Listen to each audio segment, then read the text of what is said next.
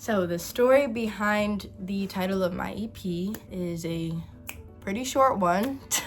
Oh my god.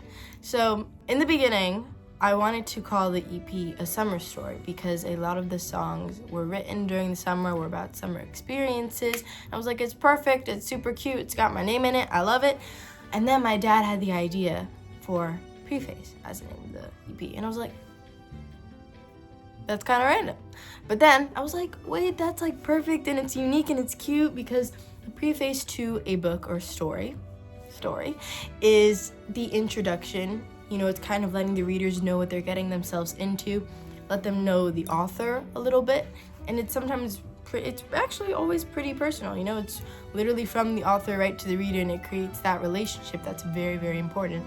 And I love that because this is my first time putting my music out. It's their first impression of me, and these songs are very personal and intimate to me, and I want us to always share that connection. And I feel like it's a little love letter from me to the listener saying, here's my soul and heart, I hope you enjoy it, you know? And I think that's really cool. So after my dad said that, I was like, yep, that's the name of the EP. It's Preface. So that's how we found the name. If I could describe the overall vibe of my EP in 3 words, those 3 words would have to be, they would be big, 1, dreamy, 2, reflective, 3. Big, number 1. Big because sonically when you're listening to the music, I feel like it has a big, all-engulfing, encompassing feeling, which is exactly what I wanted because that's my favorite thing when I listen to music. When I've got my noise cancellation headphones on and I'm listening to my Birds of a Feather Billie Eilish, I feel like I'm in that world, and I love that feeling, and I wanted that feeling to be recreated when people listen to my music. So if it's with the harmonies, with the strings, which is one of my favorite parts, or just with the guitar, all of it put together creates that big feeling, and I love it. So that's 1 word for my EP. The second word would be dreamy. I feel like my music has a dreamy feel to it. Yeah, a dreamy feel to it. Like, I'm a very daydreamy person. Before I go to bed every night, I play little mini movies in my head that I just make up for fun. And I feel like when you listen to my music, it's kind of the perfect music to daydream to, or it gives you just these images, kind of movie-like images in your head. And yeah, I feel like that's what makes it dreamy in that sense, in like a good way. Not like sleepy dreamy, like movie dreamy. Yeah. And the third word would be reflective, because every time I listen to these songs, if it's a song that I recently wrote, like Life, or a song that I wrote when I was like 12, 13, like June, every time I listen to it, I'm just transported back to that time when I wrote that song, and I'm looking back on past experiences and feelings, and it makes me reflect on my life and all I've done so far, and that's what makes it reflective. I feel like even if you're just a listener listening to it, you can kind of insert your own personal experiences and have your own reflections through my music, which I think is such a cool thing. So yes, those are the 3 words I would use to describe my EP: big, dreamy, and reflective. So if my EP were a character from a popular movie or TV show, I've actually thought about this a little bit. I think that I would choose Rachel from Friends. And we think, what does Rachel have in common with your music? I'm going to tell you. It's not necessarily in common, but I feel like her core values align with mine in my music. You know, she's a very curious person. She loves exploring, wandering around, finding new things and new inspiration in her life, which I absolutely love to do.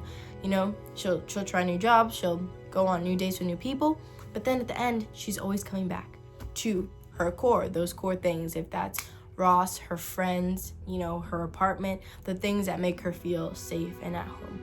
And I feel like that's what my core really is. You know, I'll go out and I'll have new experiences and I'll write about new things, new people, but I'm always coming back to that one thing, to my safe space, which is my home and my family. And that makes me feel comfortable and safe enough to really tell my stories through my music.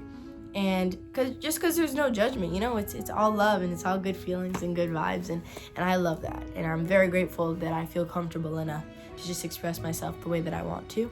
And Rachel is also like the cute the cute girl next door, and I'm the girl next door too, you know? I'm the girl next door to you just writing songs in our room, and you don't even know. So, yeah, we also have that in common too. One song on my EP that I think best represents me as a person would change every day, because I change a lot because I'm 16. Like, I'm not the same version of myself every day, which I don't know if that's bad, but it's true.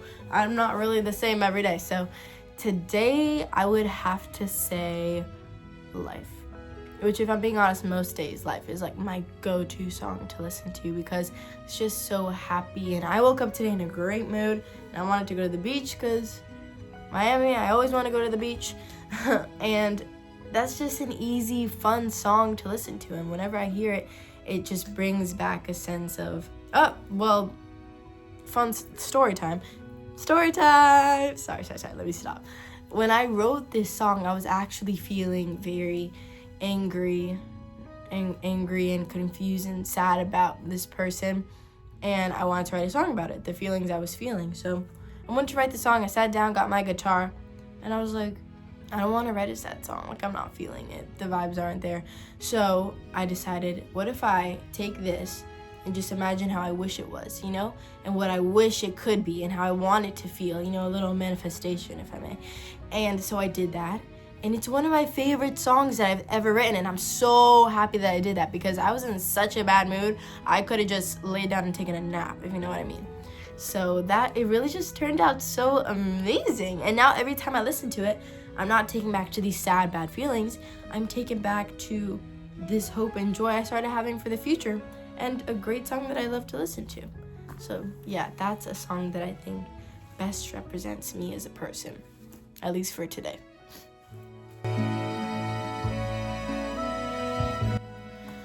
One misconception about being a young artist that I wish people understood better would probably be your parents force you to do it.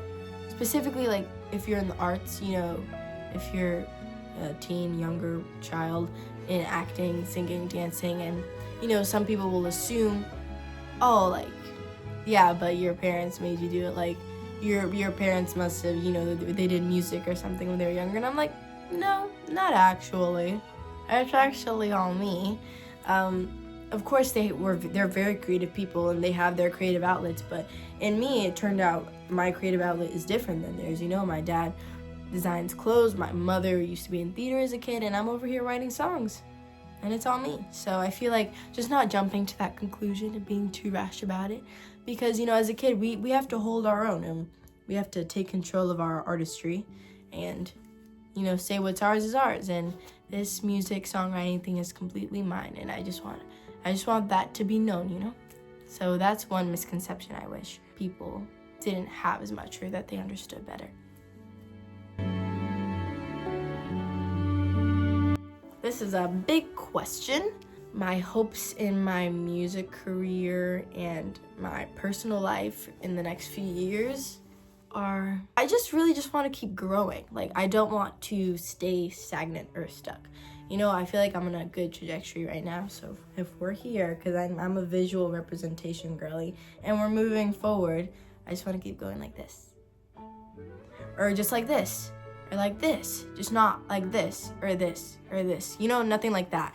I want to keep moving forward and moving up. And just knowing what I came here to do and having those goals in mind will keep me motivated and keep me pushing towards something. You know, I think it's really important to know what you're trying to achieve, because if not, then, like, what's all the work for? You know what I mean?